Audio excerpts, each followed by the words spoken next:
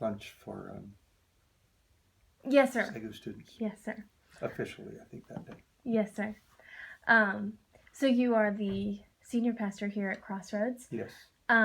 So first off, how would you describe your leadership style, and what are some of the pros and cons that you have discovered along the way with that? Well, that's sort of a big question. I'm pretty laid back. I'm not as rigid as a lot of people. Um, I have certain ideas, certain things I want to go, but I'm pretty loose within other areas as well. Um, I'm not the well organized machine, so to speak, that some people are for a lead pastor with as many staff members as I have. But I'm very relational. So I'm in very close relationship with all of our staff members and their families. Um, like they may all be at our house for Thanksgiving. Who knows? That kind of thing. Right. So it's very relational. It's like family to us, the staff members are, not just like a distant working relationship. So that's very important. Also, I'm very Pentecostal. So that's sort of some of the stylistic Mm-hmm. with me, and that helps point out some of the things that are very important to me. So people know certain things about our church, which Mm-hmm. really represents me. We have altar calls all the time. We're always reaching out to the unsaved. We're very free in worship. The gifts of the Spirit move in our church. Those kind of things. Well, that's what I promote. That's what I push. Right. So, and in leadership, I also take the lead in all of those areas.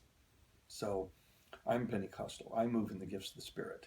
I'm the one making the altar calls, but I'm also reaching out personally to get people saved and draw people in. And Mm-hmm. so that's, all those things that I emphasize, that's also what I do.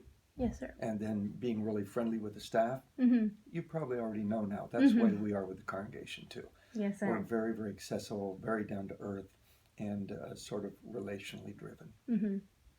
And then also, as a senior pastor, how did you determine the vision for your church, and how have you established the culture to support that vision here?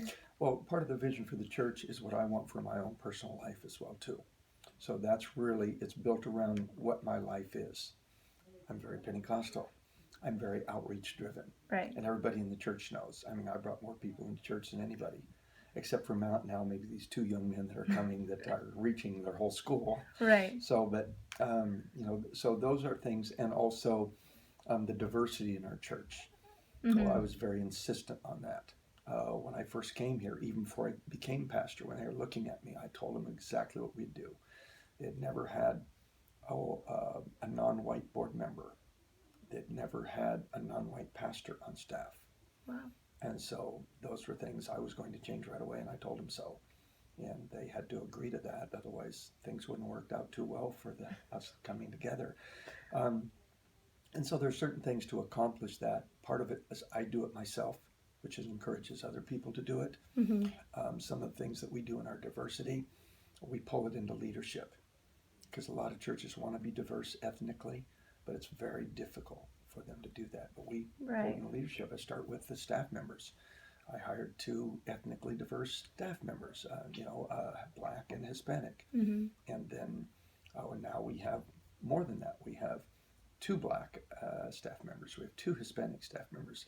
We have Black and Hispanic board members as well too, and leadership all through our church. We promote them up front as well. Mm-hmm. We're shorter on musicians in that area. We do have some, but not as many as we'd like up front. So if you notice, when we greet our newcomers, who are the people that greet them? They're either Black or Hispanic, because we already have enough white people up there. Right. And we're promoting diversity. So we do that intentionally. Mm-hmm. So those are things that we set with purpose to accomplish those areas. Being Pentecostal, we promote worship. Well, our staff members promote worship. Mm-hmm. Pastor Jason is a person of worship. The people that we have on the platform that come up there, they're people of worship as well too. Wednesday night, I saw you up there. Well, you got promoted, but you're a person of worship. We wouldn't have people come up there that aren't. Right. And that's helps promote everything through the congregation. It all starts with leadership. Cool. So then, what do you do to maintain a healthy personal life, like family relationships and your personal relationship with God? Mm-hmm. Well, that has to be a daily thing, of course. Um, I've something new I've added to my life this year to help me discipline myself. My word for the year is diligence. One of the areas to be diligent is that I won't do anything that's work related or get on the computer for anything till I'm in the Word of God first. So, because that wasn't always the case, and I get distracted, and I'm Right. doing this later, all those kind of things. But so the first thing that I do in the morning, and I think this is held for the entire year, maybe all but one day. So now, if there was an emergency, I wouldn't hesitate to get on my computer and get something, give some. That's not what I'm Right. talking Right. about. But I don't get on the computer. I don't start doing those. I don't look at emails. I don't Mhm. check up on other things. I don't get ready to do other work. First of all, I'm in the Word of God first every day. Mhm. So that's important for me. And then prayer, well, we do different things. First of all, we set the tone for prayer, the staff as a whole, and we push that as well. But that's all just an outcropping of personal prayer as well, too. Right. Awesome. And then lastly, what is one thing that you wish someone had told you when you first entered into full-time ministry? Well, my father was a pastor, and three of his brothers were pastors, so I was sort of raised in ministry. And my father sort of treated me like I was a staff member when I was a teenager, sort of talking to me. So I knew a lot of things, a lot of the hardships and challenges of Mhm. ministry and dealing with people. A lot of those things I knew. I wish I would have understood more about personal discipline before I ever started. Um, long before I ever started. Clear back in Bible college, all those. I wish I would have understood more about personal discipline. There wasn't a big emphasis on it back in those days. Mhm. And I wish I would have heard more about that and developed myself more in that.